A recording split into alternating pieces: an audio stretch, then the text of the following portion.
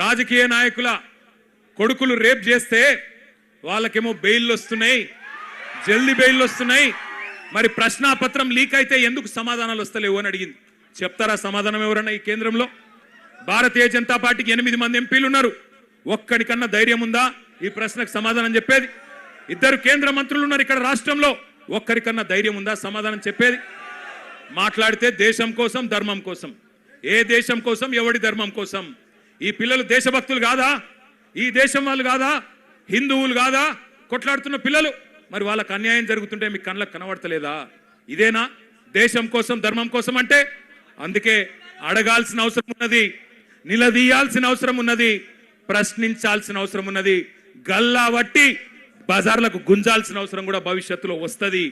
తప్పకుండా వెనుకకు తగ్గకుండా పోరాటం చేయవలసిన బాధ్యత మన మీదనే ఉన్నది. మీ అందరికీ, పిల్లలందరికీ కూడా నేను చెప్పేది ఒకటే. కేసీఆర్ గారు 2001లో పార్టీ పెట్టినప్పుడు, తెలంగాణ తెస్తా నేను అని చెప్పినప్పుడు ఎవరు నమ్మలేదు, ఎవరు విశ్వసించలేదు. ఈ బక్కపల్సన్ ఆయనతో ఏమవుతుంది, ఈయనతో ఏమవుతుంది అన్నారు. చాలా మాటలు మాట్లాడిండ్రు, చాలా ఇష్టం వచ్చిన ఇన్సల్టులు చేసిండ్రు. మీతో ఏం కాదన్నారు. మగల ఉట్టింది పుబ్బల పోతుంది, ఈయన గాలికి ఊపితే ఎగిరిపోతాడు, ఈయనతో ఏమవుతుంది అన్నారు. కానీ కేసీఆర్ గారు అందుకే మనలో ఆత్మవిశ్వాసం నింపడానికి ఆయన ఒక పాట కూడా రాసిండు స్వయంగా. ఏం రాసిండు అందులో? సిపాయిల తిరుగుబాటు విఫలమయ్యిందని, సిపాయిల తిరుగుబాటు విఫలమయ్యిందని అనుకుంటే వచ్చేదా దేశానికి స్వాతంత్రం? రాజీలేని పోరాటమే విజయం సాధిస్తుంది, ముమ్మాటికి తెలంగాణ రాష్ట్రం వచ్చి తీరుతుంది. ఇది కేసీఆర్ రాసిన పాట.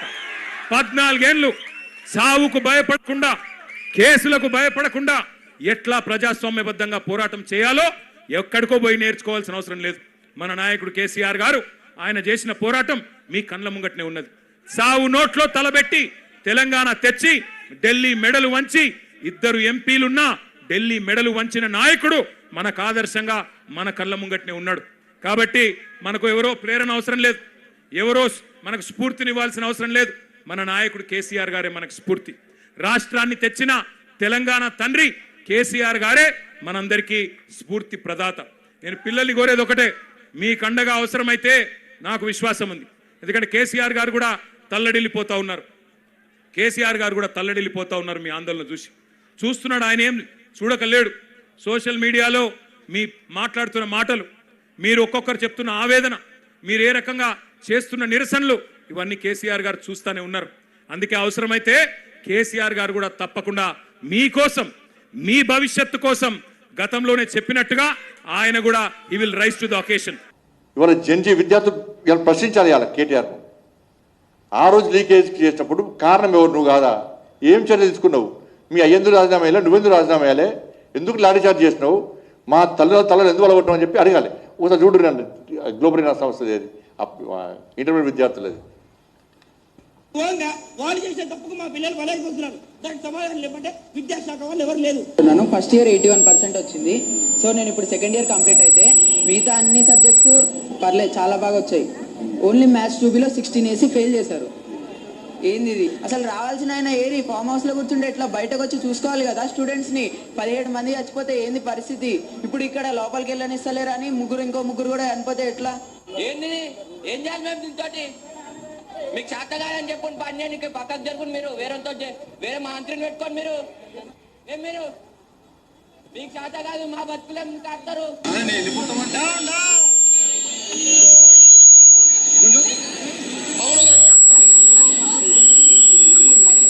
ఇంత దారుణం ఉంటుందా? ఇంత దారుణం వాళ్ళు చేసే తప్పు. ఇక రాష్ట్ర ముఖ్యమంత్రి గారు శుద్ధ పూసలకే మాడుతున్నాడు. రాష్ట్ర ముఖ్యమంత్రి గారు, నువ్వు ముఖ్యమంత్రి అయినాక 2 ఏళ్లలో 10th పేపర్ లీక్ అయింది, హిందీ పేపర్ లీక్ అయింది, గ్రూప్ 1లో అక్రమాలు జరిగినాయి. ఆ విద్యార్థులు గ్రూప్ 1లో అన్యాయాలు 4 లక్షల మంది విద్యార్థులు, నిరుద్యోగ యువత ఇవాళ రోడ్ల మీద తిరుగుతున్నారు. పాపం గ్రూప్ 1 విద్యార్థులు 4 లక్షల మంది దాదాపు కోట చుట్టూ తిరుగుతున్నారు. ఢిల్లీలో సుప్రీంకోర్టు కొట్లాడుతున్నారు నీ మూర్ఖత్వం వల్ల. Railway station వండుకుంటున్నారు. కోర్టు ఫీజులు కట్టలేక 5 రూపాయలు 10 రూపాయలు 100 రూపాయలు 1000 రూపాయలు చందాలు వాళ్ళు చందాలు వేసుకొని కోట్ల ఫీజు కట్టే పరిస్థితి. ఇక్కడ కోర్టు జడ్జిమెంట్ ఇచ్చినాక కూడా కనీసం వాళ్ళకి న్యాయం చేయకుండా మళ్ళా నువ్వు పైకోర్టు పోతివి. ఆడ అడ్వకేట్ సరిగ్గా వాదించలేదు, కోర్టు మీ ఫేవర్ ఇచ్చే, మళ్ళీ సుప్రీంకోర్టు పోయే. కనీసం వాళ్ళు ఇప్పటికీ బాధపడుతున్నారు. 4 లక్షల మంది విద్యార్థుల ఉసురు పోసుకొని ఇలా ముఖ్యమంత్రి శుద్ధ పూసలక్క మాట్లాడుతున్నాడు. నీట్ గురించి మాట్లాడుతున్నాడు. మొన్న మీరు చూడండి, నీట్ ఎగ్జామ్ అయిపోయింది. గురుకులం పాఠశాలలో విద్యార్థులకు నీట్లో సెలెక్ట్ అయిన వాళ్ళందరూ సెలెక్ట్ అయితే ఇదే ముఖ్యమంత్రి సన్మానం చేసిండు వాళ్ళకు. ఇదే ముఖ్యమంత్రి పోయి మన నీట్ ఎగ్జామ్ సెకండ్ టైం అయిన తర్వాత ర్యాంకులు వచ్చిన విద్యార్థులకు పోయి ఇదే ముఖ్యమంత్రి పోయి సన్మానం చేసేయండు. నేను అడుగుతున్న రాష్ట్ర ముఖ్యమంత్రి గారిని, ఈ రోడ్డు మీద చిన్న అల్లరి మూకలు చేసే రాజకీయ మూకలు చేసే ధర్నాల్లో వాళ్ళని అడగకు, ఆ నీటిలో సెలెక్ట్ అయ్యి నువ్వు సన్మానం చేసిన విద్యార్థులను అడుగుపోయి నీట్ ఎగ్జామ్ మంచిగా జరిగిందా లేదని అడుగు, వాళ్ళు సమాధానం చెప్తారు. అడుగు సన్మానం చేస్తావు, ఇది రోడ్డుకి ఎక్కేమో ఆందోళన చేస్తావు. ద్వంద్వ విధానాలు రాష్ట్ర ముఖ్యమంత్రి, ద్వంద్వ విధానాలు. నీట్ ఎగ్జామ్ మంచి నడుస్తుంది కదా, నువ్వు గురుకుల ర్యాంక్ వచ్చిన పోయి సన్మానం చేసింది, అది ఎట్లా కరెక్ట్ అవుతుంది? ఇప్పుడు ఎట్లా తప్పంటున్నావు నువ్వు? ఇక గ్లోబల్ సంస్థ గురించి మాట్లాడుతున్నాడు రాష్ట్ర ముఖ్యమంత్రి.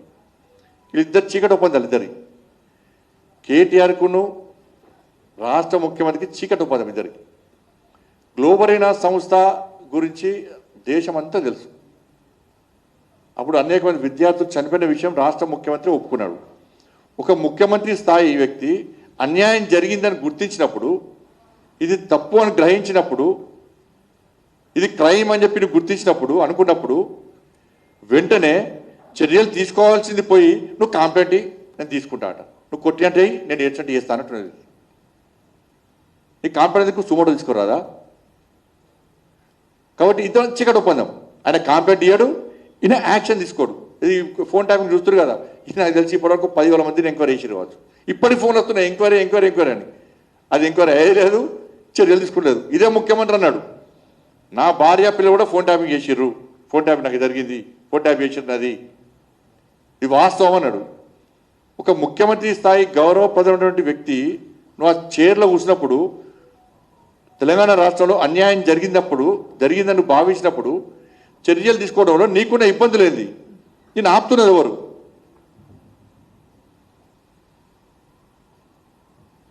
ఇప్పుడు వీళ్ళు 27 మంది విద్యార్థుల పేరెంట్స్ వాళ్ళ స్టేట్మెంట్స్ రికార్డ్ అయ్యాయి. ఇలా మీరు వీడియో చూశారు, అనేక మంది స్టూడెంట్స్ వాళ్ళకి జరిగిన అన్యాయం చెప్తున్నారు, బహిరంగంగా మీడియాకి చెప్పారు, వాళ్ళ స్టేట్మెంట్ రికార్డ్ అయ్యి. ఇంతకంటే ఆధారాలు ఏం కావాలి నీకు?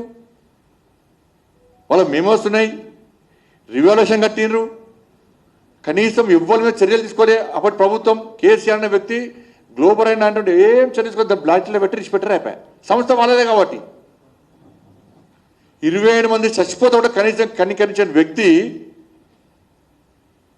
కనీసం పాపం అనే వ్యక్తి, ఒక్క కుటుంబాన్ని కూడా పరామర్శించిన వ్యక్తి, కష్టాల్లో ఉన్న విద్యార్థులకు భరోసా కల్పించిన వ్యక్తి వాళ్ళ ధర్నా చౌక్ వచ్చి ధర్నా చేస్తున్నాడు. ఇది ఎట్లుందంటే సంపినోడే శివంతో కలిసి సంతాపం ప్రకటించుంటుంది పరిస్థితి. దాన్ని చర్య తీసుకుంటే రాష్ట్ర ముఖ్యమంత్రి కాంప్లైంట్ నేను చేస్తాను. ఆయన ఎందుకు ఇస్తాడు కాంప్లైంట్? ఆయన కంపెనీ కాంప్లైంట్ ఇస్తే ఎందుకు ఇస్తాడు? 20 మంది విద్యార్థులు చనిపోయినారు, వాళ్ళ కుటుంబాలున్నాయి, అన్యాయం జరిగిన విద్యార్థుల వాయిస్ ఉన్నది, వాళ్ళు ఇప్పటికి చెప్పడానికి సిద్ధంగా ఉన్నారు. ఎంక్వైరీ అయ్యి, ఇప్పటికైనా ఎంక్వైరీ అయ్యి, చలో కాంప్లైంట్ మేము ఇస్తాం, ఫిర్యాదు చేస్తాం, ఆ విద్యార్థుల తల్లిదండ్రులు మేము పట్టుకొస్తాం. నీకు చర్యలు తీసుకునే దమ్ముందా చెప్పు? నీ పార్టీకి చేత కాదు, ఫిర్యాదు చేసే చేత కాదు, దమ్ము లేదు, ధైర్యం లేదు. మీరు బీఆర్ఎస్ పార్టీ ఒకటే, మీ చీకటి ఒప్పందాలు. బీఆర్ఎస్ పార్టీ ఇప్పుడు గ్లోబల్ అయినా వస్తుంది కదా, కథ మళ్ళీ బీఆర్ఎస్ కాంప్రమైజ్, ఢిల్లీకి మూటలు. ఇది బీఆర్ఎస్ పార్టీ కాంగ్రెస్ పార్టీకి ఏటీఎం లెక్క మారింది. బీఆర్ఎస్ స్కామ్లు అన్నీ కాంగ్రెస్ పార్టీకి ఏటీఎం లెక్క మారినాయి. ఒక్కొక్క స్కామ్కు 1000 కోట్ల రూపాయలు ఢిల్లీ పోతాయి. మరి ముఖ్యమంత్రి తెలిసి జరుగుతుందా? తెలియక జరుగుతుందా? ముఖ్యమంత్రి మధ్యవర్తా మరి తెలియదు.